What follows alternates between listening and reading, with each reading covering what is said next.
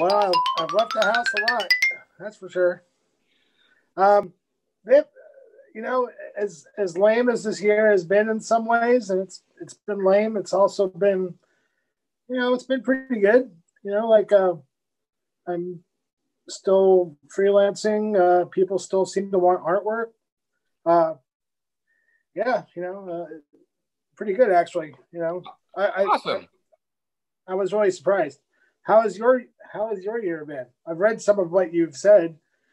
You've been really stoked about the pandemic and the way things have happened, and now that we're at the end of the year, it's time to celebrate. Yeah, no, it just I I'm just like the band is we're still rehearsing a couple times a week, that's whatever. It's just the I don't know, I go out for walks around the neighborhood and this and that, but other than that, I mean, we had so much planned. Both bands had so much planned for this year. And, I realized at one point, it's like, I'm 48 years old and I lost a year of my life. And that just kind of, or I lost the experiences I thought I was going to have and then replaced them by becoming just sort of a voyeur on Netflix and the internet and whatever. And I don't know, it's weird. I've been a hermit for so long, and it dawned on me the other day that the thing that fucks with me about this is that a year ago when I was being a hermit, I had the opportunity to go do something. Like it was always there. Now Yes, it's like, oh, even if I wanted to go see something or do so, like I can't do it. yeah, it's the fact that the choice has been removed from you and that you have no control over it. I'm the Yeah. same way. I don't go out very often, and yeah, so I'm kind of mad that I had the choice removed. Like I liked it a lot better when I was deciding to not go out. You know, Yeah, and I my family we're pretty tight knit family, and like I mean, my mom is really high risk with lupus, and both of my parents are in their mid to late 70s, which already makes them high risk. I literally yeah, haven't seen my parents for a year, yeah. and that's just like weird to me. Oh yeah. This whole year has been an exercise in realizing how little control you have over anything. Yeah, Not just people uh, and your wants and desires, but situations across the board. It's just like you just have no control over what's going on. And I went up and down through everything. I well, you've seen me online just the way I've seen you online. So yeah, it was fun and cathartic. And then it got to a point where it's like I'm really tired of thinking about this person that lost the presidential election. I'm really tired of uh, uh, people and talking about people. The very people that you're talking about are never going to be the ones that are going to read your well-meaning, frustrated posts. yeah. It's just people that that mostly probably agree with you, or if they don't, if they're smart, they're just not going to say anything, which is you know. Yeah, But yeah, man. I've lost a couple friendships over the last since the beginning of the pandemic, and that's Same been a here. really weird thing, that I have some friends that were very well meaning, and I'm sure they're still very well meaning, but I mean, super liberal, lefty, whatever, who have swung the complete opposite direction and are dipping their toes in that QAnon shit. And I mean, one of my friends literally just finally messaged me. Like I'd posted, it was just like a funny meme or something about Trump or whatever. And I got a message like, I don't think we can be friends anymore. You are, and it's like, wait, what happened to you? Literally, like during the George Floyd protests, you're posting Black Lives Matter and this and that, and now you're QAnon, and I don't know, it's weird. I don't Oh understand yeah, it. well, it's like people that try on different identities every 6 months. Like, oh, this year I'm going to be a Stray Cats rockabilly guy, and then 6 months that I'm going to be a death metal guy, and then I'm going to be this kind of guy. Yeah, it's been very, very strange. But you know, it is what it is. I honestly didn't think that. I didn't think Biden was going to win the election, but I also thought that it was clear to me that if he who shall not be named, if he actually did anything about the pandemic, if he actually did anything about it, he would have won the election. Yeah. That's what I think. And, you know, now it looks like the end of this year is in sight, obviously, and the pandemic shit's, you know, that's not going to be over anytime soon. I mean, just because now there's a vaccine, all these people are going to take it. And now these other people are not going to take it because of this or that. You know, it's just like, you know, did anybody spend this much time arguing over getting a flu shot or having conspiracy theories about polio? Or, you know, it's just crazy. It's almost like, it's almost like, we're going to talk about music in a little bit, by the way. No, totally. It's funny. I was talking with a friend of mine the other day, and I'm a bit of I'm fascinated by history, especially modern history. But you know, there's always whenever you read sort of an analysis of any given period or an event or whatever. More often than not, there's always that shitty platitude of like, oh, it must have been a very interesting time to be alive, or, you know, what a fascinating time. And now that we're truly in one of those moments, I don't think it's fucking that interesting or fascinating. I'm ready to go back to not being fascinating. Well, I'm just ready for it to be over with. I'm fatigued, I'm sure the way almost everybody is. You know? Yeah, I've noticed I hit about a 3-week cycle. You know, it's like every third week's a bad week. You mentioned both your bands had stuff planned for this year. Why don't you tell me what, and we'll get to the All Souls record in a little bit. Thanks for sending it to me, by the way. But what did you guys? Yeah, what did you guys have? What did both bands have planned for? What did you have planned for this year that you were going to do that had to be shelved? Well, it started the first week of lockdown. I mean, All Souls was supposed to go on an East Coast Midwest tour that was supposed to start. It was like March 20th or something like that. And, you know, like, I think the lockdown happened, the real lockdown, like a couple days before that. But we were starting to hit an area like at the beginning, middle of March, where it was like watching this thing ramp up. And, you know, so we pulled the plug on that before lockdown happened. But, you know, we had that. After that, we were supposed to do a run up the West Coast. We you know, we're supposed to be releasing our record a while before it actually came out. And then we had planned on touring as much as possible. And in between all of that, my other band, Fatso Jetson, we were supposed to play Psycho Vegas. We were supposed to play this other festival called Monolith on the Mesa. Like we had a bunch of sort of fly-in festival dates planned. And, you know, one by one, you know, by the end of March, it all just, you know, I mean, and honestly, the second that we made the decision that All Souls decided to cancel the first tour, I knew it was a matter of time before all the rest of the dominoes fell. And then it got weird because our agent, actually both bands use the same agent, but Fatso Jetson had a tour set up and that was supposed to take place. I don't even remember. I think it was supposed to take place in April. But he was, as a lot of people were, everything got pushed. The first wave pushed everything. People thought, oh, by October, November, we'll be good. And so, you know, the tour got rebooked for October, but then it got pushed again.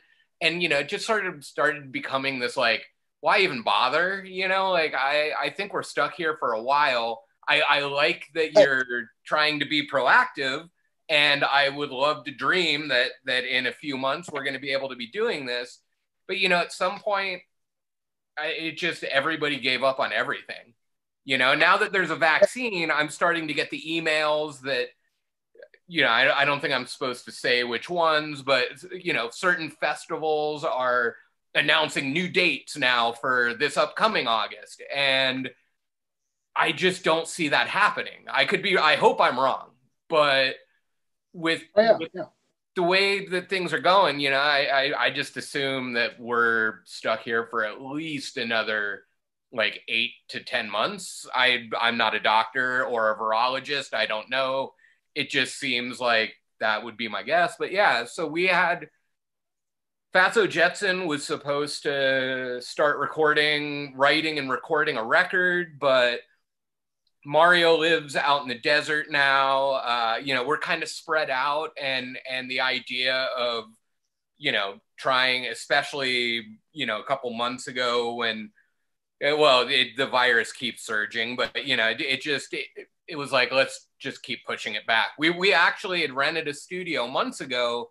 I was supposed to be out in the desert right now up in Joshua Tree recording with Fatso Jetson, and, you know, we were supposed to go up until Christmas Eve, and, you know, so those are all the kinds of, you know, those, and then the ancillary things that come with it, you know, like fun, excitement, enjoying playing drums, all that stuff. Yeah. Yeah, and you know, my wife is a nanny, and thankfully she was able to keep her job. Her boss is a director, and, you know, her boss pretty much asked Melissa, you know, and responsibly so, to you know, that we keep as tight a pod as we could, and we do. Yeah. I mean, literally the only people I really see is my wife, her nanny family, and my bandmates in All Souls. Other than that, like, you know, I'm quarantined and I don't see anybody, and, you know, I see my couch a lot. Right. Let me ask you, I'm going to test your skill here for a second. And I know you know the answer, but I thought of this question and you're the perfect person to ask. So you grew up in, I don't even know what the area is called, but Palm Springs, Indio. I grew up that area. I grew up in Palm Desert, but it's called the Coachella Valley. Okay. Right. And I've seen all the pictures of you that you post on your social media of you with your punk haircut and Subhuman shirt, 13 years old. Were you the punkest person in Coachella Valley when you were growing up? No. You look like well, see, here, like, I and a lot of my friends, I didn't have an older brother, but a lot of my friends did. And, you know, we all rode the same school buses to grade school or middle school or whatever.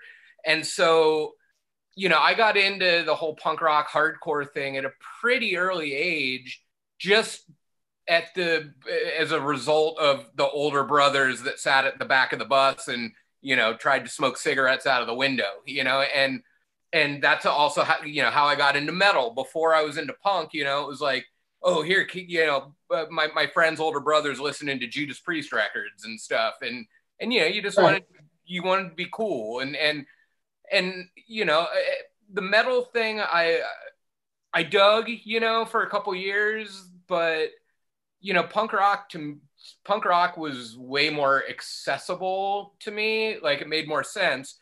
I would love to, I mean, I wasn't to answer your question before I go off on a tangent. No, I wasn't the punkest dude in the desert, but you know, I mean, like, at my school, I would probably say, yeah, like at Palm Desert High in 1987, you know, like, and yeah. but that's, I mean, honestly, I also would, and this doesn't look good in my favor, but I would give it the caveat of I don't know that I was the punkest dude, but I definitely looked the most punk. You know, it wasn't necessarily like.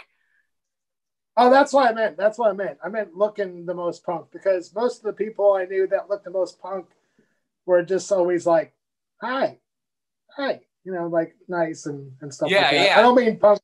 I don't mean punk like drinking 2 40-ounces by the train tracks. No, I didn't even think of that necessarily as being like I got into the whole punk rock thing, you know, and I mean, you know, obviously all the normal stuff, but you know, I immediately started gravitating more to bands like Black Flag or Crass, like stuff where there was a bigger idea, you know, Flag to me with all the Pettibone artwork and you know, everything that kind of went along with that. Like, I was sold, not only like the music was the hook that got me, but it was the bigger, it was the bigger, like, whoa, these things are entities. Like, it's more than just 4 guys playing songs that are cool.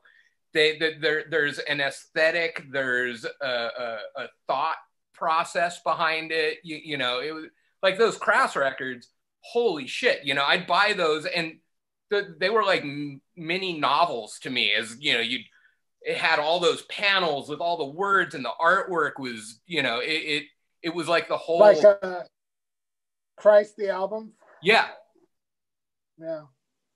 I even some of the weirder Crass stuff, like as a kid who, you know, I got like my weekly allowance, and I pretty much spent my weekly allowance at the record store.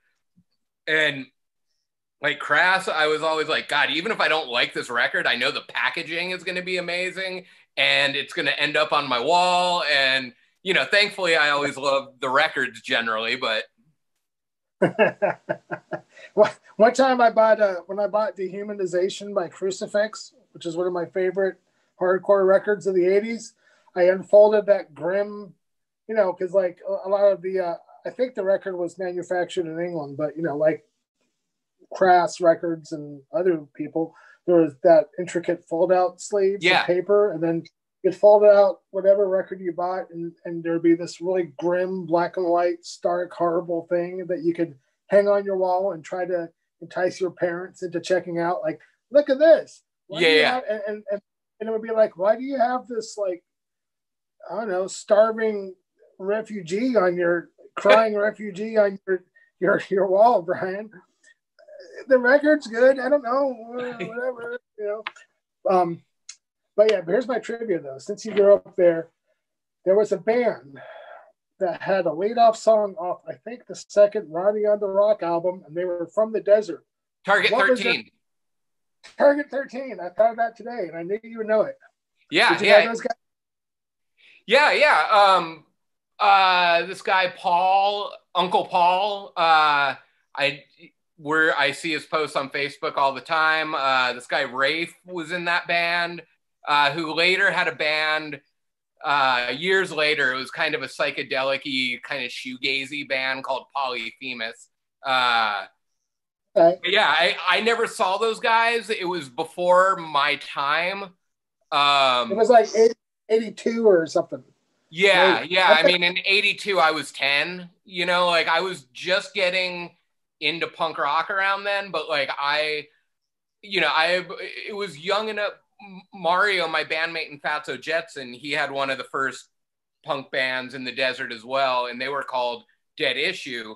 And I, like, as kids, we got Dead Issue and DI confused. Like, we just assumed DI was like Dead Issue, but not, you know, like Dead Issue were on Dead Issue. I know that name. They were on a fuck.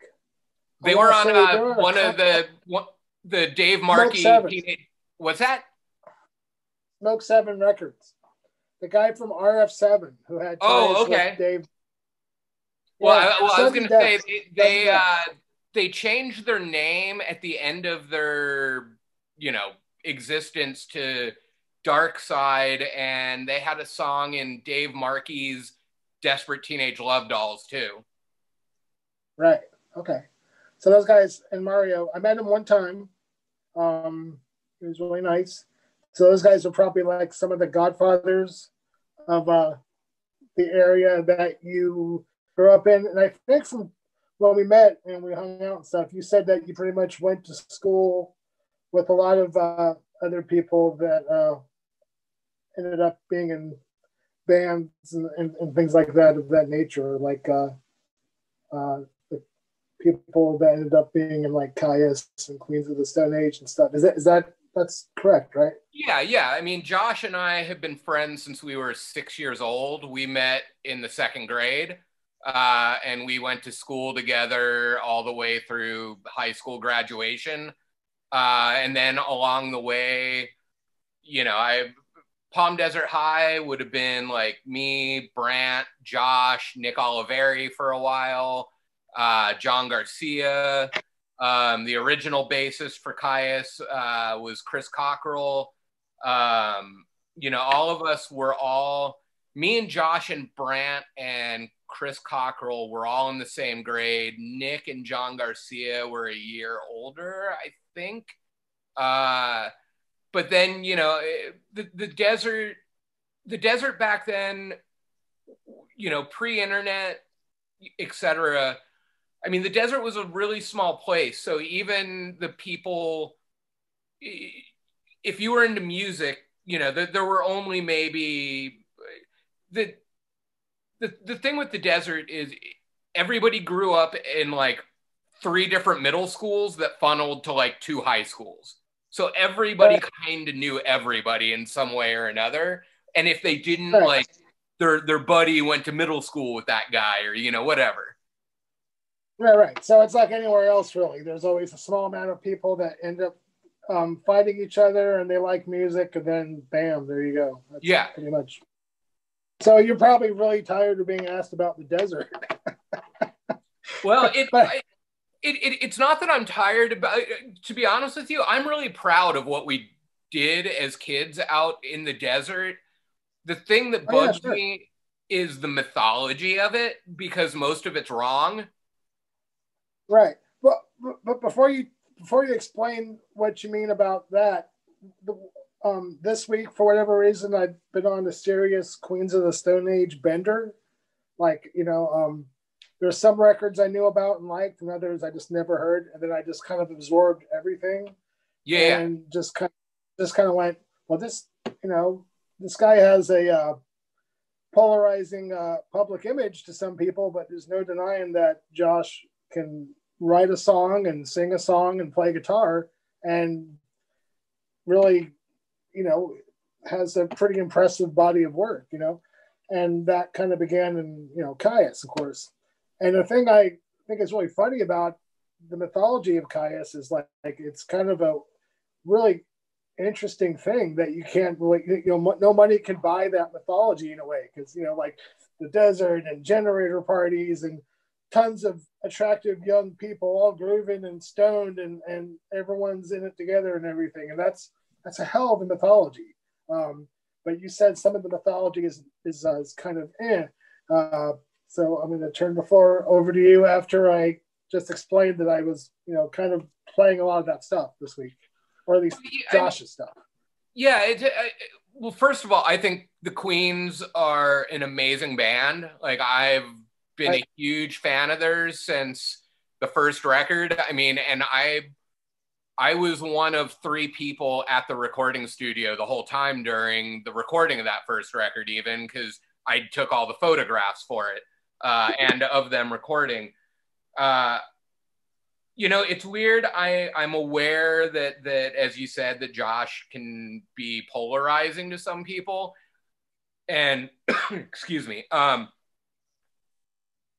one baffles me a bit, because well, but I'm not saying that's what I think. I'm just thinking no, I totally know what you're saying, and I'm a member of Caius World on Facebook and this and that, and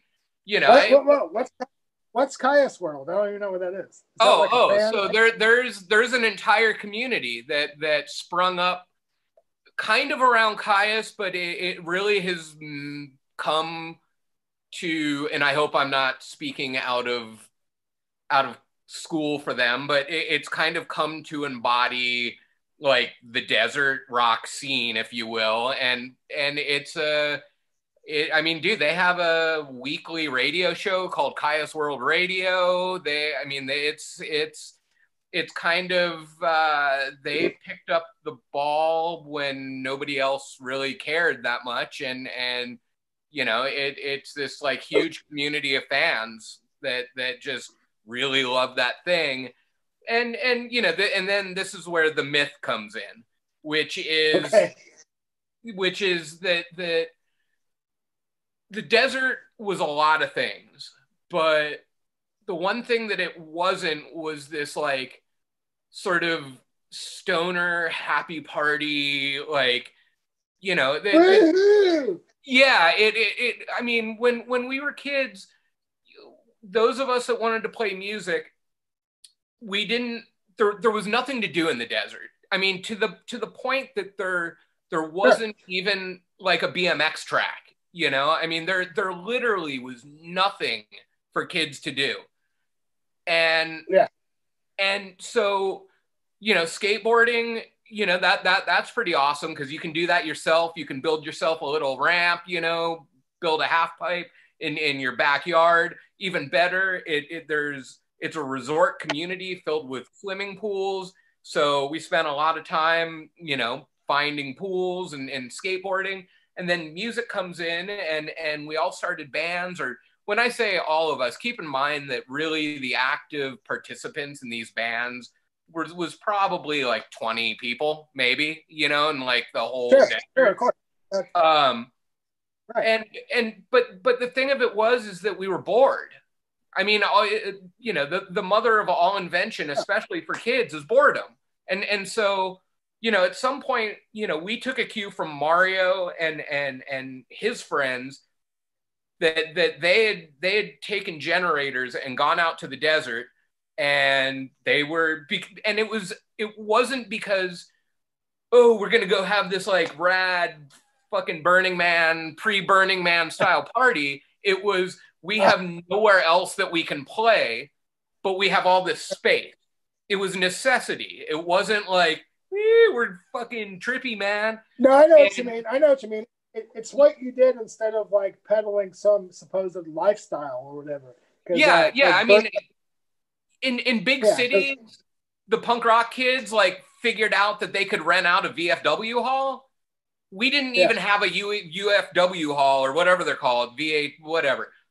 We didn't even have one of those. So, but we had the desert, you know, and if you're a kid and maybe you want to have a couple beers, get away, you know, etc. Like when you're going to the desert, there's no security, you know, there's nobody asking you for ID to get in, you know, there's not a ticket price. I mean, the cost of admission was being in the know enough to know where to go. And other than that, you know, it was, and you know, the other great thing that I loved about the desert when it was happening was that Caius was the only band in the desert that sounded like Caius. Whether people liked him or didn't like him, they were the only band that sounded like that. Mario's band at the time, either Yawning Man or it then morphed into a band called Sorta Quartet. I mean, they were in essence playing like Frank Zappa inspired freaky carnival jazz, you know, and Caius and Sorta Quartet would play shows together. You know, it wasn't like here in LA where you go to the Troubadour and there were probably 6 bands with the word youth in the name, and you know, they all kind of sounded the same. Middle class youth. And wasted youth. Yeah, and so that's the you know, what the desert was really about, combating boredom, but within that, you know, I mean, honestly, it was like it was more violent, unfortunately, than it should have been. Like, you know, people like, oh, dude, getting high. It was like the drug that a lot of people were taking was meth. So that's, you know, kind of a bummer already. Well, you are in the desert, so it's Yeah. like there's all these tweakers there and stuff like that. Yeah, you know, and also, there was also some early SST connection, or some of those bands played in where you grew up. There was like some connection, and some of the people that you played with and there was a connection with some of the SST stuff. And I know that from talking to you, like I think the first time I really talked to you was about SST Records, and you were also a big SST Records kid. Yeah, and you know, a lot of that, you know, at first I got into Black Flag just because I liked the artwork, and I probably had heard the name and whatever. But then, yeah, you know, you as a kid, and I'm talking about like when I'm 11, 12 years old, you know, as you're going through, you start putting together, oh, these are all coming from this one record label, or, you know, looking at, you know, Greg Ginn's guitar and like what stickers are on it, you know, or whatever. But yeah, the SST connection came from Mario. Mario's band Dead Issue had moved to Los Angeles to get out of the desert. They wanted to try to be a little bit more active. Or I'm sorry, across the river. Actually, I think it was I'm actually blanking on that, but they came up here, and if I remember right, they actually practiced for a while at the same place where Black Flag practiced, you know, so there was a lot of kind of commingling with those people, and then it culminated. Actually, Across the River was supposed to put out some music on SST. SST had thrown this festival, and I'm using that term loosely, but like it was an illegal show, I think, at the Ventura County line. And I believe it was Firehoses' first show, you know, after, unfortunately, it's the anniversary of D. Boone's passing. But it was Firehoses' first show after, you know, that happened.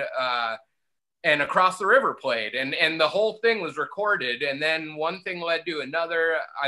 I'd have to ask Mario, but it ended up not coming out. But that was like the first, you know, real interaction with the, like, being a part of the SST scene, you know, and it started, and, you know, a long relationship with a lot of those people, you know. I mean, Fatso Jetson still plays shows with guys like Joe Baiza and Saccharine Trust, and you know, a lot of the people that were, you know, there and present at the beginning of all of that. You've done a lot of stuff, you know, played with a lot of people besides Fatso Jetson. You played with Tchaikovsky Sextet for a little while. I think you told me that you played at least one show or maybe a short tour of the Adolescents. I think you told me that you played in Brant. I don't know how to pronounce his last name. York. His all-star band with Bubba from Void and Clifford's little brother.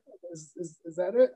Yeah, Desert Sessions. Yeah, I mean, but you know, a lot of that stuff, I mean, that's all sort of, for lack of a better word, in the family. You know, it's like, you know, some of the stuff that you know, I played in. I mean, it literally, it's all like the Adolescence thing. You know, that Mario and Larry, the bass player in Fatso Jetson, they owned a restaurant up in Sierra Madre, and Tony Cadena lived up the block, and we found out that he liked Fatso Jetson, and we were all super excited because we loved the Adolescents. And yeah, and then one thing led to another, and you know, they needed a drummer to fill in on a tour, and it's like, how do you say no to that? You know, getting to sit at the back of the stage and, you know, watch Steve Soto and Tony, like, you know, playing Kids of the Black Hole and watching Tony sing it from behind. You know, it's just, as a kid, as a like 13-year-old kid, I would have never imagined that would have been possible, you know. And yeah, and same with playing with Dukowski. I mean, you know, we did a cover of My War, and I'd sit there in the back, you know, during the intro and just like watching Chuck hit the punches and stuff. And I never got to see Black Flag. I was like about 4 to 5 years too young, but I've seen all the videos. I've seen even more of the photos, and, you know, just like sitting there and seeing his posture from the photos, but kind of come to life while I'm sitting there like playing it, you know, and it's like, whoa, I know that for a lot of people, I'm sure seeing me play drums on My War is not what they want to see, because they'd rather see, you know, Bill Stevenson do it or whatever. But it every time we did that, like my inner nerd's head was exploding. Sorry, I Oh just yeah, nerded sure. out on that stuff because I was such a fan of it. Oh no, I know exactly what you're saying. We talked about the adolescents for a second, and tomorrow I'm going to talk to Rick Agnew. Oh, He awesome. signed up to do an interview. Yeah, and I'm, you know, he's that to me, you know, to my nerdy 17-year-old self, that's a really big deal. Well, it's still kind of a big deal, to be honest, you know. So I know all about nerding out for sure, you know, definitely. So did the All Souls record, did that come out? Did that officially Yes, come it out? Or, came out on October 2nd. well, the record will still be around when all the stuff clears out, so I'm sure, you know, Yeah. you can. But I liked it, man. It's a huge improvement over. I liked the first one, but the second one is probably 5 times better, I thought. Just from Awesome. the first, just a casual first listen, like every song had something in it that hooked me in right away. Songwriting seemed um, really good, and there's all this kind of weird, almost television-y Richard Hell and the Voidoids, occasional guitar stuff mixed in with maybe more regular rock music kind of guitar playing, but um, it was really good. Has the response been, even with the situation of this year, has the response been pretty good? And how do you feel about the second record? Yeah, the response has been really, really good, actually. You know, I everything that I've seen, you know, has been really positive, which is always a good thing. I was Sure. excited. I was excited. You know, I mean, I music in general, playing music is one of the few things that like make sense to me, and you know, I like the new record. I'm really proud of it. I'm really proud of our songwriting on it. You know, the first record is a great record that I too am also really proud of, but it's also the first 8 songs, however many songs are on it. Those are like the first songs we ever wrote together, and none of us had Right. ever played in a band together. You know, so that was it's like the first Fatso Jetson record. You know, I always listen to that, and I hear the sound of a band becoming a band. You know, it's I like it. I totally dig it. But to me, like it sounds like, you know, opening the front door in the morning or something. It's like, oh, we're learning how to do this.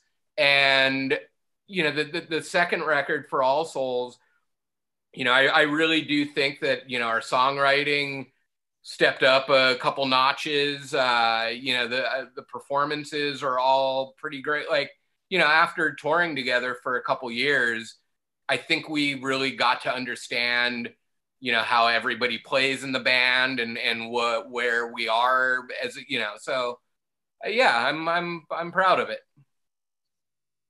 Cool. Awesome. Well, I'm going to ask you a few more questions, and then Okay. I'll send you in your way. But thank you very much again. Um, I was reading a little bit of stuff to try to ask more questions than just about the desert and Chuck Dukowski, and I came across this thing that an interview that you were a photographer. Is that Yes. is that true? Is that not? Well, Yeah, yeah. what was that? What were you doing? Well, in the my parents were always my mom is an artist, and my parents, as a kid, I grew up in a very artistic house. My dad by trade is a doctor, but he as well was a huge fan of the arts. So I grew up in a house where visually I was surrounded by arts, by the arts. My parents also were really into music.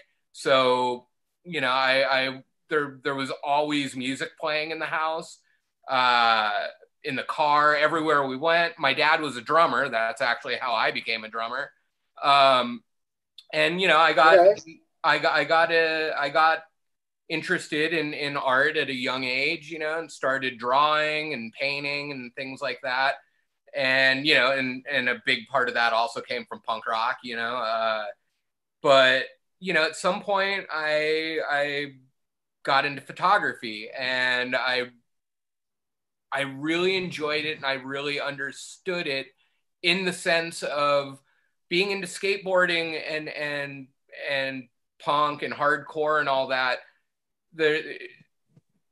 If you were into top 40 or whatever, you could go buy these magazines, and this and that and whatever. But where I grew up, we didn't even get Flipside or Maximum Rock and Roll until years later.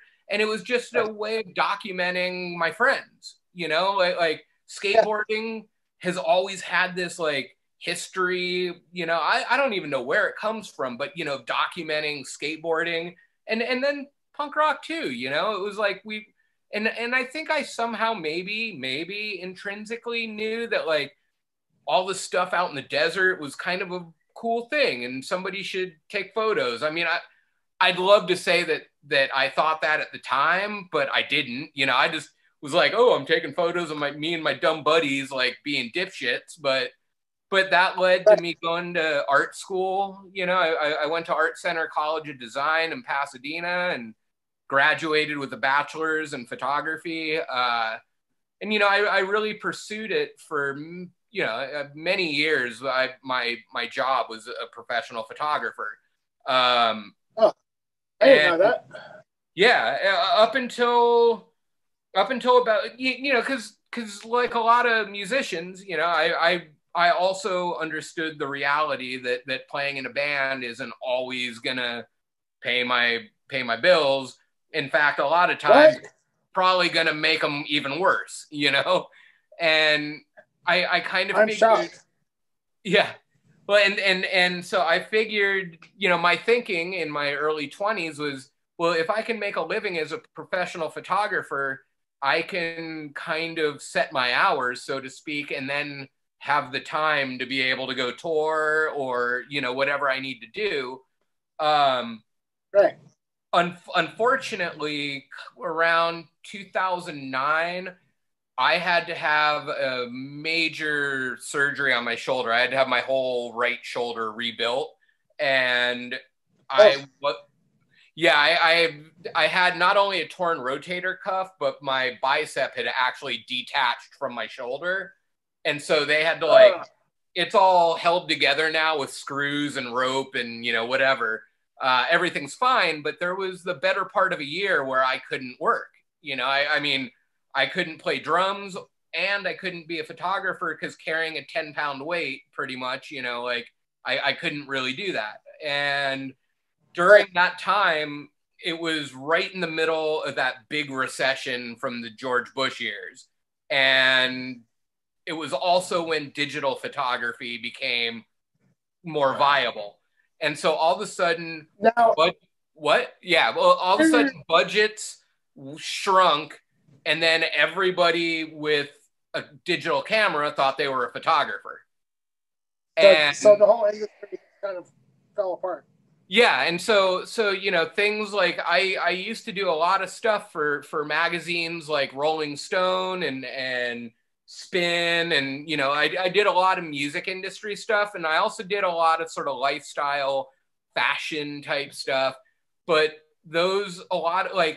all of the music industry stuff kind of went away because the magazines couldn't afford to hire a photographer. They just, you know, like Rolling Stone used to pride themselves on, you know, hiring photographers to do these, you know, elaborate photo shoots and, you know, not using the stock promo footage. And then all of a sudden they started using all the just provided artwork. And then a lot of other magazines that I shot for, literally the writer of the article, they decided that they could take the photos too, because they now had, you know, a fancy digital camera and Photoshop and could kind of fix things. Wah, wah, wah. Yeah. I'm gonna really quickly, I'm just gonna turn. Oh. I realized I was starting to become like way too dark. So yeah, I just noticed that. So what do you do?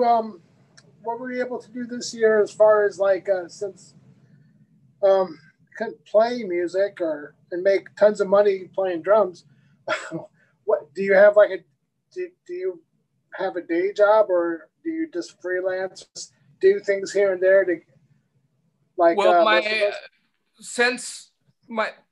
so back in, you know, I didn't quit, you know, I just stopped pursuing photography as a profession, you know, 2009, 2010, that kind of ended.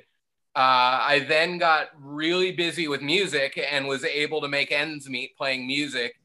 Unfortunately, a lot of the stuff, you know, you know, I started doing a lot of studio session work and stuff like that, and it led to this other band. And then when that sort of all fell apart, my wife and I, my wife's father has been importing antiques from Europe for 30 years or more. And he had some health problems. And my wife and I had to fly to Texas a couple times a year for long stretches of time to help him run his business while he recuperated and got better. And while we were doing that, we had the idea of, you know, we could maybe do this in Los Angeles. And so we pooled our savings together and we opened up a business where we would fly to France, Belgium, and Hungary a couple times a year and fill up 40-foot-long shipping containers with antiques and oddities and weirdnesses and whatever, and ship them back here. Wow.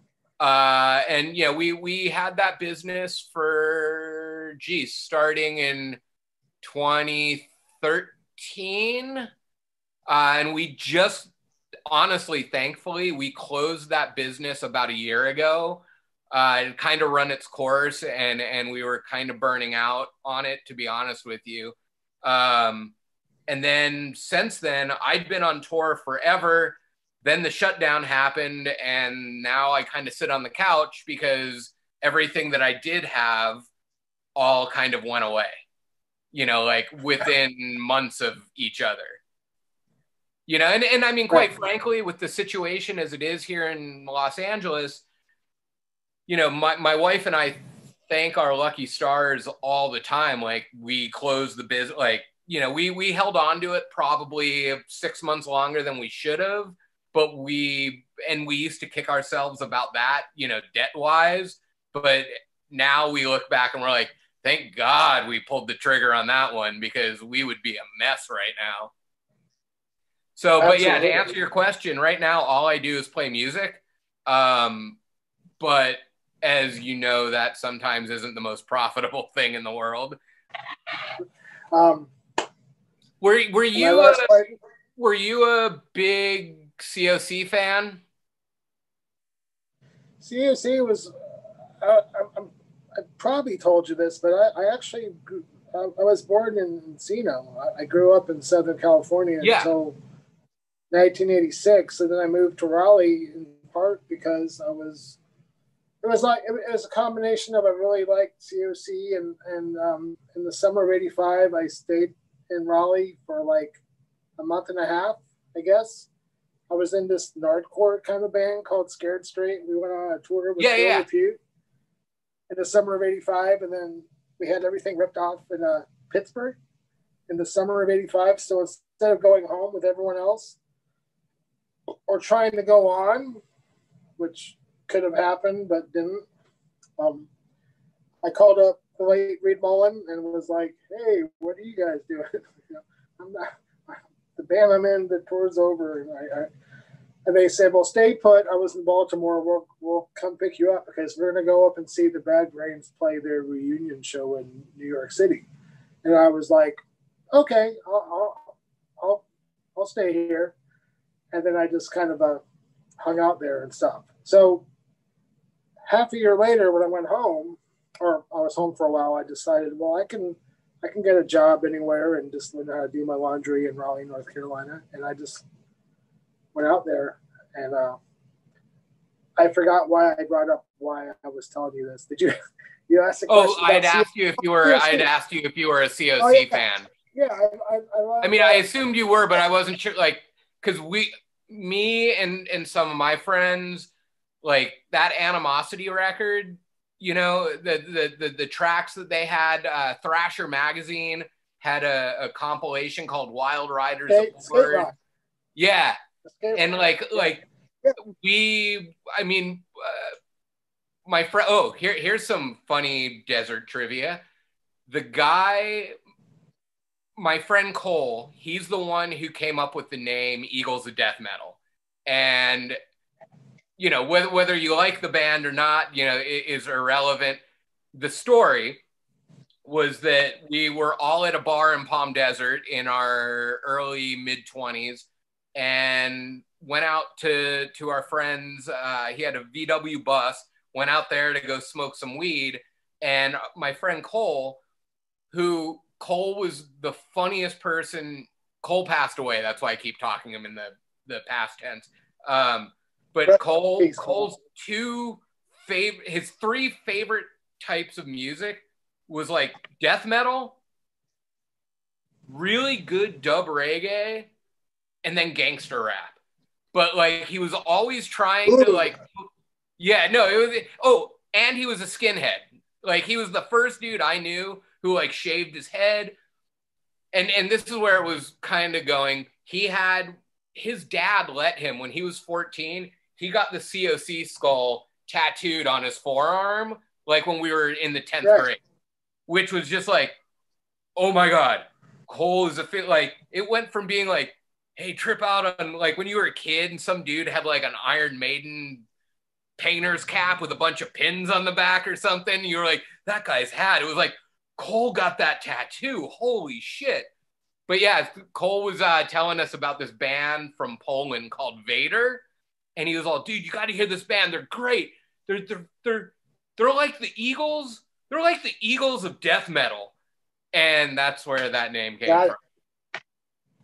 But and then one more side funny story. I was born in Raleigh, North Carolina. Really? Yeah, my pops was in the Navy, and he was stationed in Raleigh, and he was going at the time while he was in the Navy. He was putting himself through medical school, and he went to Duke.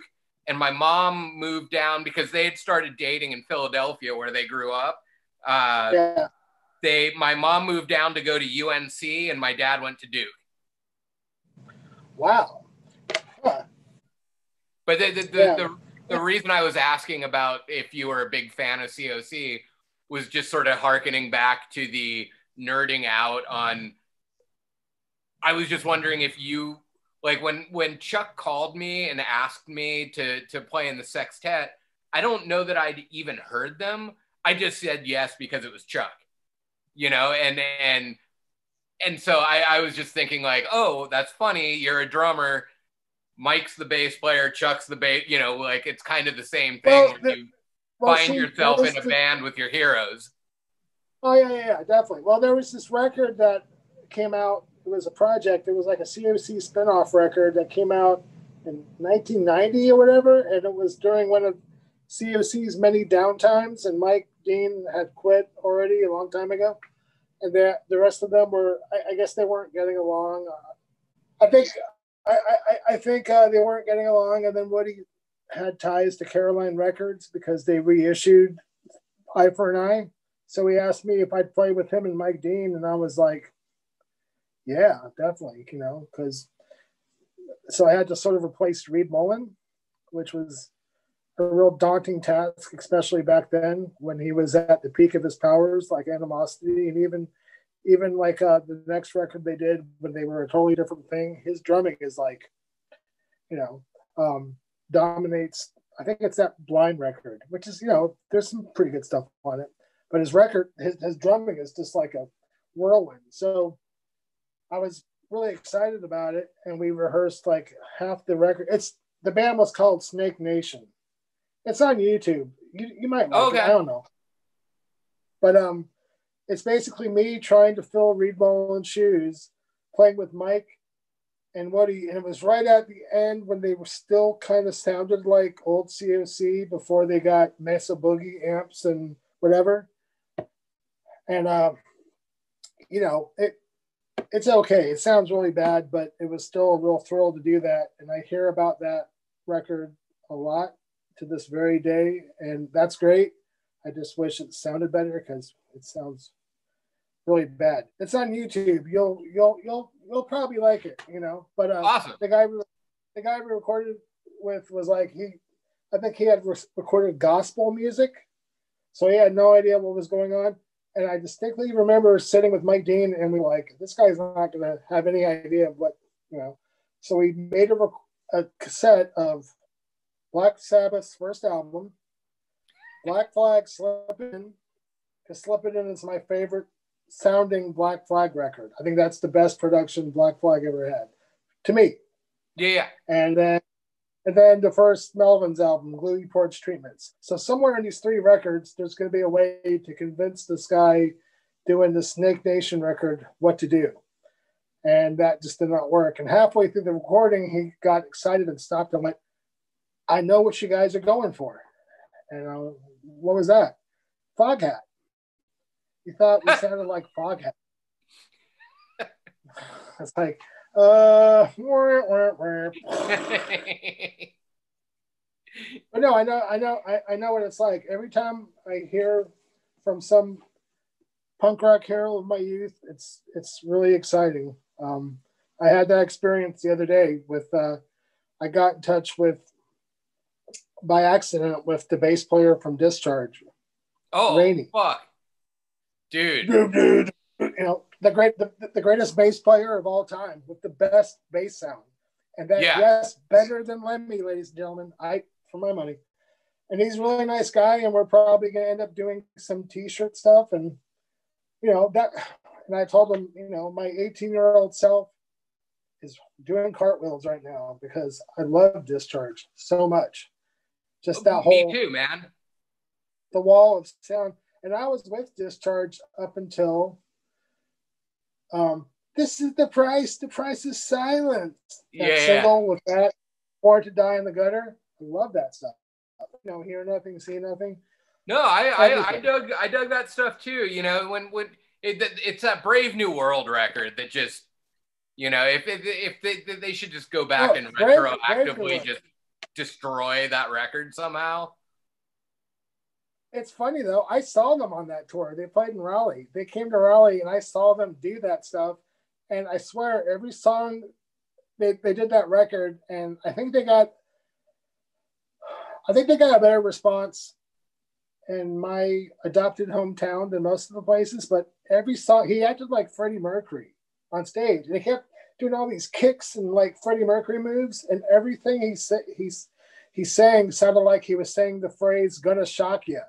He was like going, "Every day, gonna shock you, gonna shock you, every day, gonna shock you," while posing and stuff. And it was unbelievable. But it's funny. But yeah. So anyway, yeah, that was my that was this week's thrilling encounter with a punk rock hero from my youth, I guess. Discharge, man. That Hear Nothing, See Nothing. I mean, honestly, all the early singles. But I guess you distill it down to Hear Nothing, See Nothing. And, I still have the copy that I bought at the Record Alley in Palm Desert in whatever year. Yeah, I pull it out all the time. I mean, it's the same. I've been carrying that record with me for God knows how many years. And it's still, that record still like scares me.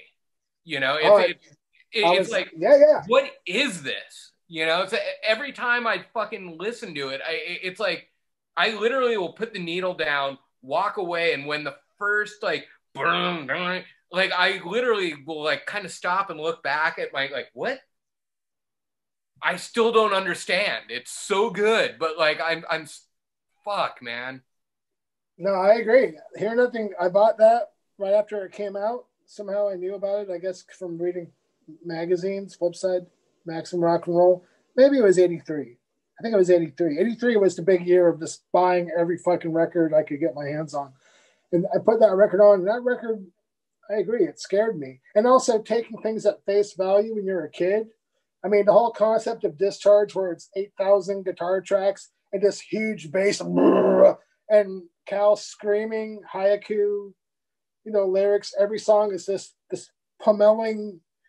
You're being punched in the face with this guy screaming in your ear about how the world's going to explode. And you remember back then, everyone really thought the world was going to explode in a nuclear holocaust. So to have Stark, the way it sounded, how well produced it was, it's the best produced punk record of the. I mean, I love Black Flag, but Black Flag never made a record that sounded anywhere close to Hear Nothing, See Nothing, Say Nothing. Yeah. It's just like being punched in the face, And that record. And it's funny you say that the end of the world is coming whole trip, because I've literally had millions of conversations with people where I'm like, look, you don't understand. The 80s were already like, we were as a 10, 11, 12-year-old kid, there are these like, remember that made for TV movie, like The Day After Tomorrow? The Day After. Yeah, I remember that movie scared the crap out of me. Well, and I was like, dude, not only am I getting like hit with all this shit, but I'm listening to this band called Discharge that each song is the heaviest thing you've ever heard. And there's pretty much 2 lines of lyrics. The first line is the first verse. The second line is the chorus. The first line then repeats a second time. And within the like 10 words that they use in their song, it's like, you're gonna die, the bombs are coming, you better run away. Like, right. Yeah. I mean, dude, body's parts strung all over the ground, and then there's even stuff I was like, I don't even know what this means. Like that one song, and children. And I'm like, what? I figured that. Or skin peeled, hanging in strips. Yeah, like what the fuck? What's going on there? And then that sample of the screaming children with the guy, the blast wave from a nuclear device. Yeah. The large doors slamming and the depths of hell. Yeah, that was terrifying. And also, when you're a little kid, you're taking things at face value. A comparable experience was like around the same time getting the first Venom record. I'm not like a huge Venom completist, but hearing Welcome to Hell in 1983 in Simi Valley, California, it was scary. I was like, I took it at face value. Now all that stuff, Satan, whatever. But at the time, that was scary stuff. Just like the first Christian Death album, Only Theater of Pain, which is the only record my family ever intervened on with me. They took the record, smashed it, and burnt the cover and lyric sheet. My brother and my dad did that. My folks did something similar to that, except for my folks. I'm not saying that your folks weren't cool, but my folks were cool about it. Where it was it was that Crass record where the center sticker is a vagina and the hole is and what happened, it's Christ the record. And it was Christmas time in probably 1984 or something like that. And I had got that record and my parents had company over and they, it's this nice looking box, with the little Crass logo that, looks kind of fancy, I guess, or what. And I just remember Right. one of my mom's friends like opened up the box and was going through it, and the first thing she saw was that, and then like looked at my parents like, what is this? And they were all, well, that's one of our son's records. And she's all, have you looked at this? Well, and my folks made a show for their friend. I think they just didn't want to look like they were bad parents, but like went outside to throw it out. But really what my dad did was he just threw it in the trunk of his car. And like when that family left, they were all, I'm sorry about that. That was kind of weird, but the record's in the trunk if you need to go get it, Well, my dad was pretty cool about it. He just went in my room after my older brother, who was kind of in this weird religious place, flipped out and read the lyrics to Only Theater of Pain and was just like, Brian, do you know what this is? It's Kiss to Death, Only Theater of Pain. He went, no, Brian, this record is evil. And I'm like, what? And then he took the record and showed my dad. Then my dad came in like 10 minutes later and just went, can I just buy you another record if you give me that one? I think he was just doing it for my brother because he was so freaked out. And I was like, okay. So he bought me the first Motorhead album or gave me the money to buy the Motorhead. And then I ended up buying it again, Only Theater of Pain again, really quickly because it's, a really good record. But at face value. I have a question that I've wondered since I was like 12 years old, and I've consciously, with the advent of the internet, I never looked it up because I kind of just have always liked not knowing. And if you have an answer, it'll be kind of weird because this has been a question that I've been wondering since I was 12. On hear nothing, see nothing, say nothing. There's the ear, there's the eye, there's the mouth, then there's that weird bee-looking thing. Isn't there like a cabbage head? Well, is that what it is? Like that's what I've always wondered. What the fuck is that thing, and what does it mean? I just thought it meant a cabbage head, somebody stupid. Just okay. And then those pictures of the sunbathing, the burnt bodies. Yeah, forget Venom, forget Christian Death. I'll give it to Discharge as being that record as being the most shocking listening experience for a young person, and during that time, and just the idea of just hammering into your skull that you're gonna die any second in a nuclear attack, which nobody ever thinks about that anymore. Well, and it's funny because even you take a song like NWA's "Fuck the Police," and there's like a story, it's like, oh, here's why we don't like the cops and why we say fuck the police. Whereas like Discharge had just distilled everything down to it's kept in line with truncheons, rifle butts and truncheons, state control. Like, I mean, NWA took like 5 minutes and probably like 600 words. They literally used 8 and just distilled it down to and it's the most amazing thing ever. With the best bass playing ever too. Yeah. Or up there. Yeah, and he had that weird like, it's not a flying V, it looks like a fucking oar or a paddle for a boat or something. Like he still has it. Does he? Awesome. Well, that's one of the other things that like I loved about punk rock so much was as a kid, just seeing these people making do with things and like you understood intrinsically that unlike Judas Priest, and not to shit on Judas Priest, or pick a band that has these really fanciful instruments and these walls of amplifiers, like I love seeing like lots of options. People that have lots of options. Yeah. Whereas like, you see years of photos of Chuck playing a fucking red bass with like white spray paint splatter on it, that it wasn't even a Fender, you know, it was some I always like I the production of records, you know, the equipment, even the artwork and the layout, like it was you were watching people trying, you know, as opposed to like people who were just gifted into this shit, you know? And we're all lucky to have those artifacts. Like with SST, yeah, with like SST records, like this is like internet kind of gobbledygook, but I always loved everything Spot produced just because he was producing it. Nobody else was producing that stuff.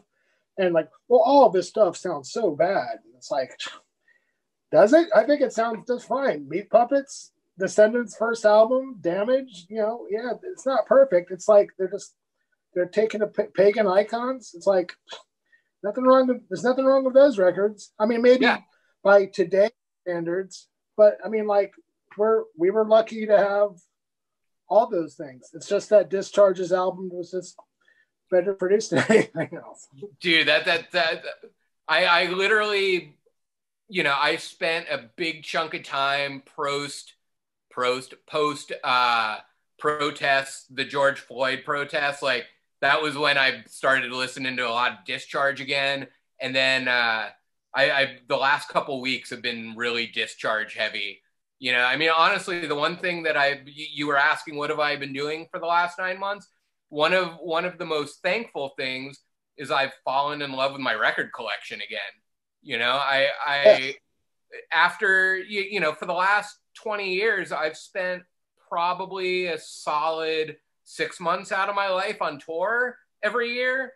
And then the rest of that time, either writing or recording or practicing for the last 20 years, I've probably listened to more talk radio than I have records. And, you know, the last like 9 months, you know, like right behind me over here is my stereo and I just in the morning I go on, I randomly, I'll just like reach in, you know, it's my record collection's done by alphabet. So I kind of roughly know where I'm at, you know, but like, you know, I'll wake up and be like, oh man, Meat Puppets. And so I'll just like reach into the M's and it might not be a Meat Puppets record I pull. It might be Mogwai or, you know, Mari, whatever. But like, I've really fallen in love with other people's music again.